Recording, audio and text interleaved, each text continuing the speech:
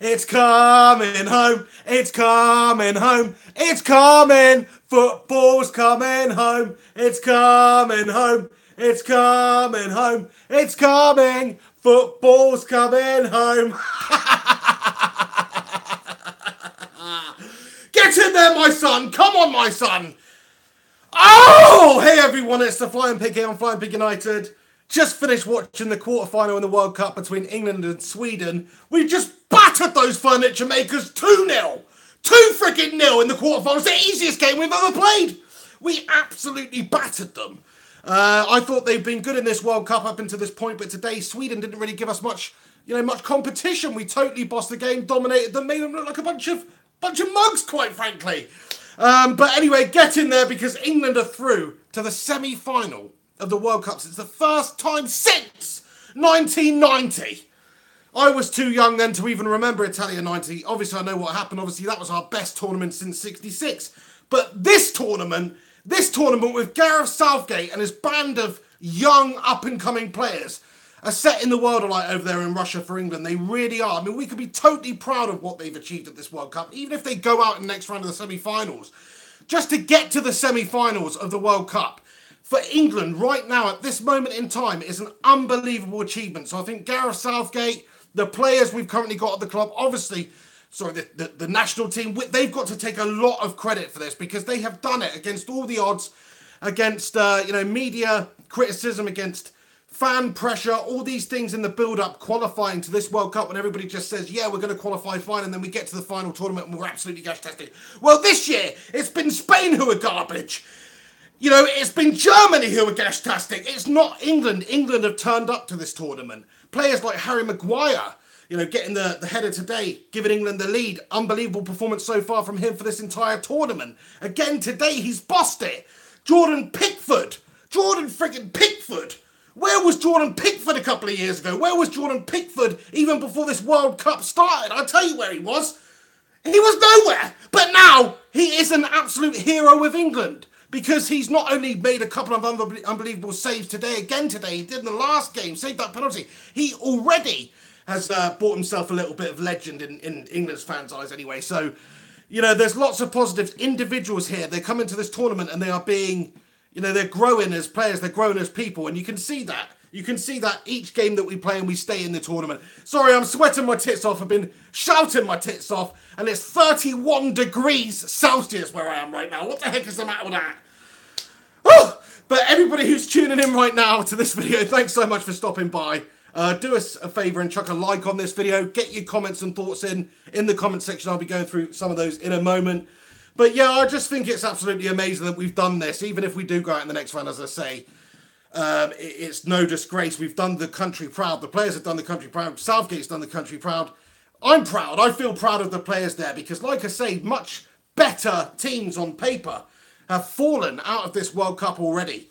And England, we keep marching on. We keep soldiering on. And I just think it's an absolute breath of fresh air because, like I say, my lifetime, I can't remember Italia 90, my lifetime, this is the best that we've done in a World Cup with arguably the shittest team. Look at that golden generation of players we had. I mean, who do we have in midfield? Lamps, Scholes, Gerrard, Beckham. Couldn't do shit though, could they really? Not as good as these lads anyway. And these lads, if you look at it on paper, are nowhere up to the standard. So Southgate's done a tremendous job. We're playing to our strengths. The formation, the system, possession, play out from the back, all that stuff has really helped England. So I think Gareth Southgate's basically transformed the national side in a very short space of time. From Roy Hodgson's melters into a team that can actually be successful and grind out results and dominate games and comfortably win quarterfinals. I mean, you've got to say we barely put a foot wrong in the game today. Maybe we started the game a little bit slow. But once we'd settled into the game, we controlled the game, we dominated the game. We always looked the more likely to make something happen. And like I say, Sweden weren't really at the races today, I don't think, based on how they've played in the tournament so far. Or is it just England making them look bad? I think it's probably more that. I think that's how right that Gareth Southgate's got the tactics and got the team chemistry and everything. It's like we're not putting square pegs in round holes anymore. We're putting round pegs in round holes. And they're fitting. They're fitting. Right, let's go through some of your comments, guys. I'm absolutely buzzing anyway because we're in the semi-final of the World Cup. It almost sounds ridiculous to say that. Like, it doesn't quite compute in my head. England in a semi-final of the World Cup. Oh, pinch me. But yeah, we are. We actually are. Not only that, I believe we're playing Russia or Croatia in Moscow on Wednesday, right? I mean, come on. If you were to take a semi-final, somebody offered you a semi-final against Russia or Croatia in the World Cup this year, you'd have absolutely snatched their arm off at the start of this tournament. So, you know, just think about it. We've got an opportunity here to do something really special. Not just a generation of English football fans have gone by and witnessed mediocrity. No, multiple generations. And for the first time in generations, we have a side that could potentially get to the final of a World Cup, that can maybe go on and win it. Who knows? Yes, you'd have to favour Belgium at the moment because they look unbelievable. Yes, you'd have to favour France. They've got a better squad on paper. But as I discussed earlier on this video, it doesn't really matter how good the squad is. It's all about the team. If Greece can win the Euros in 2004, there's no reason England cannot win the World Cup in 2018. No doubt about it. Look at who's left. There's 5 teams left in it right now. We've got Croatia, Russia, England, Belgium, France, and fucking England again. As I just said, we're actually in it. So I'm absolutely over the moon about it. Right, let's get to some of you guys' comments. Thanks so much for getting involved and stopping by today. Absolutely buzzing my titties off. Thomas Wolf, how's it going, Thomas? Cool name. He says, Pig, it's 4 a.m. in New Zealand and I was seriously questioning whether I should get up for the game. Now I see your hair and I know I made the right choice. Oh, thank you very much, pal. And you got to see England win. So that's amazing. But you also got to see me sweat like a pig as well. So I apologise for that. Jesse Hitman comments and says, it's coming home. It is coming home. Maybe it just is coming home. Maybe actually football is coming home. It might actually happen. He also comments and says, Raheem, shit emoji.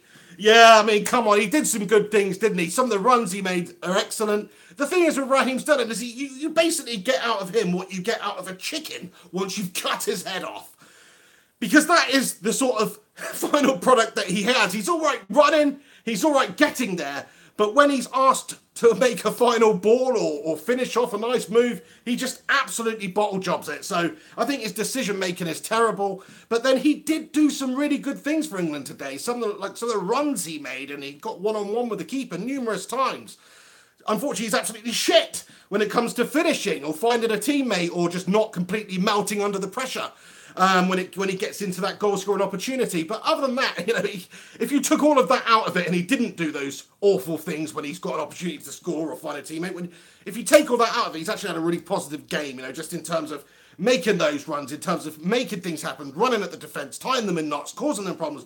He's done a lot of good things, but yeah, he is absolutely gash-tastic, let's be honest now. His final ball is terrible, but at this stage, Southgate obviously wants him in the team, otherwise he would have been starting Rashford by now. He feels the best player for the job right now is Sterling. And you can see why. I mean, he's so quick. He does cause the defenders all sorts of problems. But, yeah, for me, he's always been lacking that final ball. I've always said that for years and years and years, that he was a very good player. I mocked it when City paid that amount of money for him because I thought, obviously, he had a really good season this year, but I thought that he's just a headless chicken, basically. Potentially another Sean Wright-Phillips or something. Who knows? But fair play to him. Anyway, I don't care. To me, he can do no wrong at the moment because he's been part of a really dominant performance today against Sweden, which has meant England get through to a semi-final in the World Cup. So to me, Raheem could do no wrong right now. Right, let's get on to another question here. Thanks so much for sending them in. Nick Suberlane, my friendo from across the pond. How's it going, mates?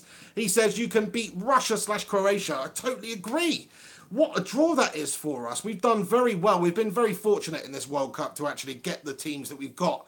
In the group stage, obviously Panama and Tunisia, you'd be laughing if anybody got that in their group. Panama basically the worst team in the competition. Tunisia not far off that. So we were very fortunate in just getting that group and being able to get out of that group comfortably, easily. Didn't matter about the Belgium game because we had those poor teams. And then you can also say that this game was a favourable tie for us against Sweden and the Colombia game. We could have easily gone on the other side of the draw and ended up getting Brazil or something like that. Would have been a much tougher route to the final. As it is, we've beaten those teams which we should be beating. And guess what? We've got another couple of teams which on paper, as I say again, maybe we are better than. Maybe not Croatia. I think Croatia got a lot of squad depth, actually. They've got some unbelievable players, no doubt about it. They are, for me, I think they've got just as good an opportunity to win the World Cup as anybody left in it right now. That's how good I think their team is. And just the way they gel and they've got Mandzukic up there who's just an absolute beast, and Modric creating things, Rakitic, they've got some real outstanding players, so I think they've got a really good opportunity to do it. But they've got to get there first. I mean, Russia are playing with pure passion and pure desire right now, and probably fear as well, because they don't want to let the nation down, and who knows what Putin's going to do to them if they didn't do well. But guess what? Whatever's happened anyway behind the scenes, they've made it work. They've been absolutely brilliant, the Russians, at this tournament, playing with pure heart, knocking Spain out, They're as hard to beat as anybody. So for me, right now, I think, yes, we've got a favourable route to the final again, maybe Croatia or Russia, but it's going to be a hard game, whoever you come up against now. There's no rubbish teams left in this now. They're all going to be difficult. They're all going to be absolutely fighting their guts out for their nation to try and get to the final of a World Cup. It's pretty much the ultimate that a player can achieve in his career is playing in a World Cup final, really, or winning it. Obviously, would top that. But just playing there, just being in a World Cup final, that is what children growing up watching the game aspire to do one day. And so everybody right now is going to be a very tough game. So we've just got to do our best, give it 100%, and see if we can come out the other side, whoever we get, whether it's Russia, whether it's Croatia in the semi-finals. We've just got to approach it like we did against Sweden, and just try and beat the team out in front of us. And then if we do, we will be in the final of a World Cup. Sorry, I'm sweating. My hair's going all Danny Zuko. Sorry about that. Alex Rudd comments and says, I remember Italia 90, my first World Cup. Yeah, great tournament for England, that. Bobby Robson, Paul Gascoigne, of course, with the tears in the semi-final there. It was a very unfortunate way we went out of that tournament, and we could have easily gone on and won that if we'd won that semi-final. But that was the best England team that there has been since 1966, really, until this one's come along. But what you have to say about this particular England team that Gareth Southgate's got right now is that it doesn't even really... I know it's a team game, and, but look at the teams that have gone out. Argentina with Messi and Aguero and or Di Maria and all those players, and Spain with Ramos and all those players. There's shitloads of players that are just better than our players. But there's something within us this year, something within Gareth Southgate, the team, the players. Maybe we were playing without pressure because obviously not many people were expecting us to get this far in the World Cup. We were just hoping to get out the group, see who we got then, and we'd have probably realistically been happy with a quarter-final, and that is probably quite ambitious for a nation like England who are in this period of a torrid time. So I think we've done an incredible job just to get here anyway. I don't know what I actually... Oh yeah, Italia 90, nice one. Just went on a big ramble there, didn't I? Gungshi in the house. How's it going, Gungshi? France versus England final would be interesting. Will Pogba and Lingard still dance together if the other scores? Very good point indeed. That would be an epic final, wouldn't it, actually, Gungshi, if it was France versus England in the final? And I think that could realistically happen. We've obviously, lots has got to go our way for that to happen before then. But yeah, I mean, that could happen, and that would be absolutely epic. And yes, France should beat England, shouldn't they? And, Belgium should beat England, and they have done in this tournament already. But that was B team versus B team, basically. It doesn't really mean anything. So I think we've just got as good a chance as anybody right now to be able to win this tournament. We're through. We're to the last four of this tournament, lads and lasses. The last four. England are in the last four at the World Cup. It's fucking unbelievable, isn't it? Stephen Zevon comments, start Rashford next game for F's sake. Totally agree with you, Stephen. I've had enough of Sterling. I've said it all tournament long and all his career long, basically, that his final product is awful and his finishing is awful. But he does do some good things. Southgate obviously likes him. He's really good at transitioning from, getting the ball in midfield and just rinsing it forward into attack. He's not necessarily great at finding a teammate or finishing it off, but I think he's going to stick with him. I do. I don't think he's going to want to upset the chemistry that the team's got at the moment, the job, the roles. Everybody knows what they're doing there. I think Rashford deserves, in my opinion, to start the next game because I don't think Sterling's been consistent enough out there on the pitch, even though he has done some good things. He's been doing pretty annoying.